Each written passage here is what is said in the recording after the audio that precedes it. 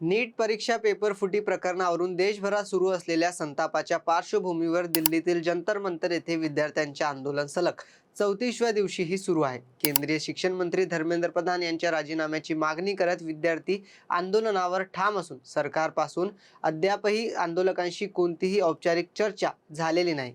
परंतु आता पंतप्रधान नरेंद्र मोदी यांनी या विषयावर अखेर आपलं मौन सोडलं आहे. काय म्हणाले नरेंद्र मोदी? आंदोलन कुठपर्यंत पोहोचले? सोनम वांगचुक यांची सध्याची भूमिका काय? पाहूयात आपल्या या व्हिडिओच्या माध्यमातून. नमस्कार, मी अनिकेत जाधव व तुम्ही पाहत आहात टाइम महाराष्ट्र.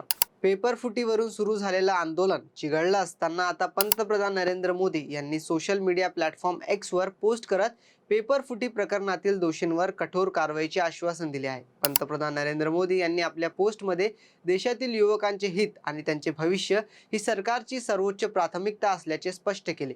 पेपर फुटीच्या सर्व प्रकरणांमध्ये दोषींना कठोर शिक्षा व्हावी आणि न्याय प्रक्रिया वेगाने पार पडावी यासाठी फास्ट ट्रॅक न्यायालयांची स्थापना करण्यात येणार असल्याची घोषणा नरेंद्र मोदी यांनी केली. संबंधित विभागांना यासाठी आवश्यक ती कार्यवाही करण्याचे निर्देश देखील देण्यात असल्याचे त्यांनी नमूद केले. मोदी यांनी विद्यार्थ्यांच्या हितांचे संरक्षण करण्यासाठी सरकार कटिबद्ध असल्याचे सांगत युवकांच्या भविष्याशी खेळ करणाऱ्या कोणालाही माफ केले जाणार नाही असा इशाराही दिला.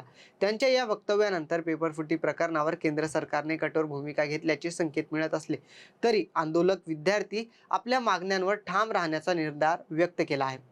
दिल्लीतील जंतर मंतर येथे सुरू असलेल्या आंदोलनात विविध राज्यातील विद्यार्थी सहभागी झाले आहेत. नीट परीक्षा पेपर फुटीत सखोल चौकशी, दोषींवर कठोर कारवाई आणि केंद्रीय शिक्षण मंत्री धर्मेंद्र प्रधान यांच्या राजीनाम्याची मागणी आंदोलकांकडून सातत्याने केली जात आहे. विद्यार्थ्यांचे म्हणणे आहे की सरकारने अद्याप आंदोलनकर्त्यांशी कोणतीही अधिकृत चर्चा केलेली नाही, त्यामुळे आंदोलन सुरूच ठेवण्याचा निर्णय घेण्यात आला आहे. सरकारकडून ठोस आश्वासन मिळेपर्यंत आंदोलन मागे घेतले जाणार नसल्याचेही विद्यार्थ्यांनी स्पष्ट केले आहे.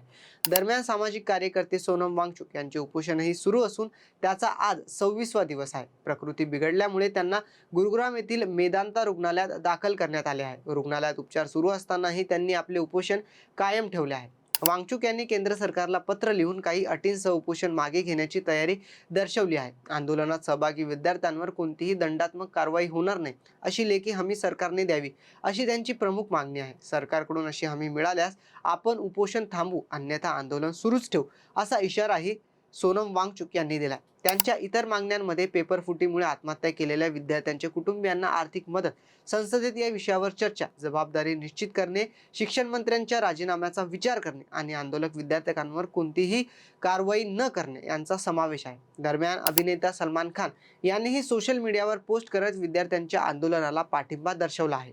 त्याने या आंदोलनाला शांततापूर्ण आणि लोकशाही मार्गाने सुरू असलेली चळवळ असे संबोधले आहे.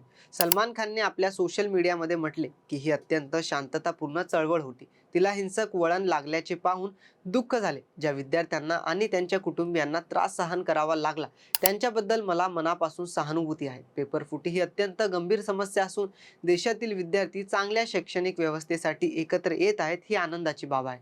त्याने विद्यार्थ्यांच्या प्रामाणिकपणाचे आणि संघर्षाचे कौतुक करत कठोर परिश्रमाच्या बळावर भविष्य घडवण्याचा त्यांचा निर्धार प्रेरणादायी आहे. शिक्षणासाठी समर्पित आणि जागरूक असलेली ही पिढी भारताचा अभिमान वाढवेल असेही नमूद केले. पंतप्रधानांनी फास्ट ट्रॅक कोर्टाची घोषणा करून कठोर कारवाईचे संकेत दिले असले तरी विद्यार्थ्यांच्या प्रमुख मागण्यांवर अद्याप स्पष्ट भूमिका समोर आलेली नाही. विशेषतः शिक्षण मंत्र्यांच्या राजीनाम्याची मागणी आणि सरकार विद्यार्थी चर्चेचा प्रश्न अद्याप अनुत्तरित आहे. यामुळे जंतर मंतरवरील आंदोलनाची कोंडी नेमकी कधी सुटणार याकडे संपूर्ण देशाचे लक्ष लागून आहे. सरकार पुढाकार घेऊन आंदोलकांशी संवाद साधते का, तसेच पेपर फुटी प्रकरणातील चौकशी आणि कारवाई कितपत वेगाने होते यावर आंदोलनाची पुढची दिशा अवलंबून असणार आहे. तरी या संपूर्ण प्रकरणावर आपलं मत काय हे आम्हाला कमेंटमध्ये नक्की कळवा. आणि हा व्हिडिओ आवडला असेल तर लाईक, शेअर आणि आमच्या YouTube चॅनलला सबस्क्राईब जरूर करा.